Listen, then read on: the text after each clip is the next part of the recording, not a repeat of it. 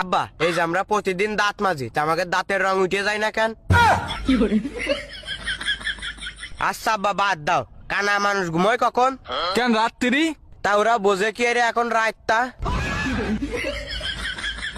আব্বা আর একটা কথা, ধান গাছে কাঠ হয় না কেন?